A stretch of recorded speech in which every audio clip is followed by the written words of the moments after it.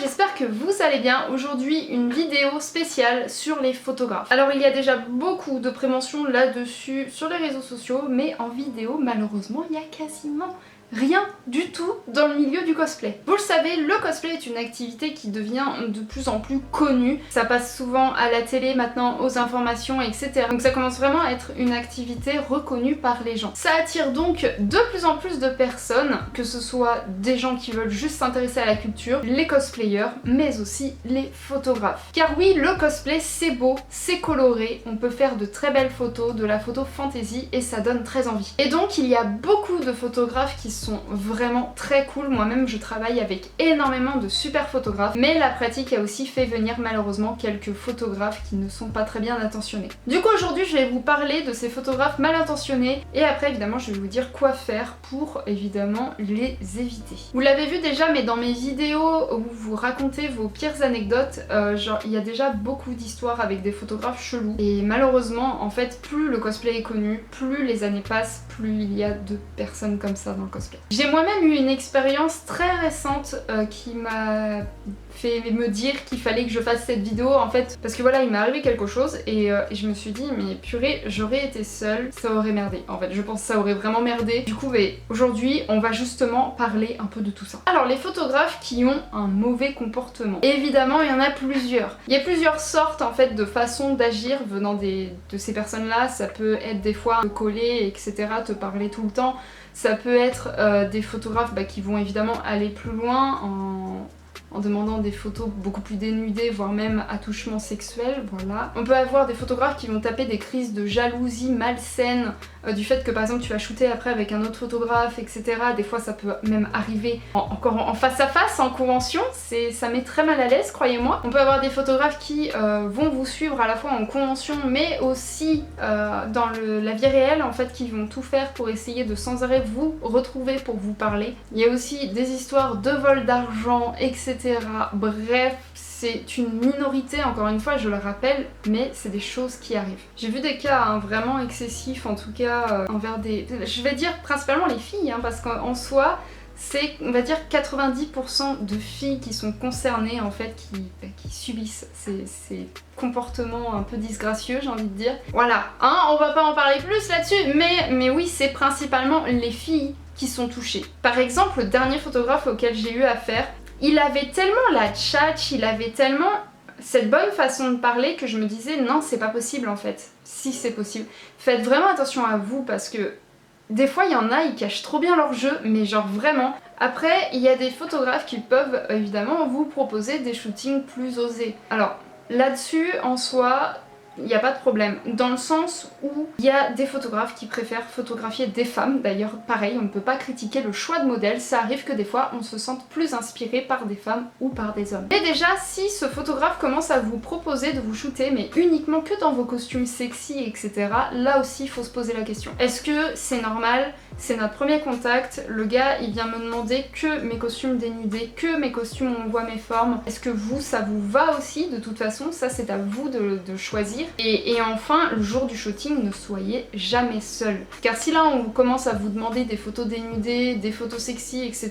et faire passer ça sous le dos du cosplay, c'est pas bon non plus. Aussi par exemple ça peut se passer en convention, si un photographe prend une photo sous votre jupe, si un photographe commence à vous suivre partout dans la convention, dites-le à la sécurité. Il faut en parler parce que malheureusement les conventions ne font pas attention à ça. Et d'un autre côté je les comprends parce qu'ils peuvent pas surveiller chaque personne qui rentre pour bien vérifier la tête de chaque personne, savoir si c'est un photographe malsain ou pas. Donc vraiment si il y a un problème, si vous sentez quelque chose de malsain envers une personne, prévenez tout de suite la sécurité. Surtout dans certaines conventions, ils sont là, ils sont déjà au courant et ils vont vous aider en fait. Ils vont surveiller la personne pour vous, voire même la sortir de convention pour vous, pour que vous sentiez en sécurité. Cependant, si ça se passe hors convention, là ça va être plus compliqué. Donc si vous voulez faire des photos avec ce photographe, peut-être qu'il vous a contacté, que vous l'avez contacté pour faire des photos, et déjà la première chose à faire, même si le photographe a été très gentil avec vous en convention, etc., allez faire le shooting, mais toujours soyez accompagné d'une personne. Ne soyez jamais seul avec un photographe que vous ne connaissez pas vraiment. Vous l'avez vu 2 ou 3 fois en convention, ça ne suffit pas. Vous ne le connaissez pas, soyez toujours accompagné. Si le photographe vous tape une jalousie aussi, ça peut arriver à être jaloux des autres photographes avec qui vous collaborez, coupez contact. Genre c'est la meilleure chose à faire parce que c'est très malsain. Par exemple, oh oui tu as shooté avec un autre, oh mais ce costume là t'avais dit tu le shooterais avec moi, les trucs comme ça ce n'est pas normal. Genre vraiment ce n'est pas normal qu'on vous dise ça, on se connaît pas, ça dégage en fait. Ne vous laissez pas faire, n'entrez pas dans le jeu de ces photographes là, même s'ils sont très gentils, vous parlent tous les jours. Des fois croyez-moi que certains cachent vraiment bien leur jeu, je ne rigole pas là-dessus. Enfin si vous arrive quelque chose de bien plus grave avec un photographe, parlez-en à vos proches. Déjà c'est la première chose à faire, parlez-en à vos proches. Je sais que ça peut être compliqué d'en parler, que ce soit à sa famille, que ce soit à ses amis, ça peut être difficile, mais il faut au moins en parler. Déjà parce que ça peut servir de thérapie pour vous et enfin vous pouvez vous vider complètement la tête, vous vider l'esprit déjà d'en parler et surtout vous serez sûrement aidé par la suite. Déjà que ça puisse être pour une plainte peut-être si des fois vous décidez d'aller plus loin ou par la suite peut-être si vous allez le recroiser en convention, si vos amis sont déjà au courant et avec vous, vous aurez tout de suite moins peur face à ce photographe là si vous le recroisez. Si vous avez d'autres cas et d'autres conseils, n'hésitez vraiment pas à les donner en commentaire parce que je suis très preneuse. En soi je trouve que les photographes malsains qui se disent oh oui je vais aller dans le cosplay, les filles elles sont pas mal dénudées et tout, je vais pouvoir faire des photos comme je veux etc.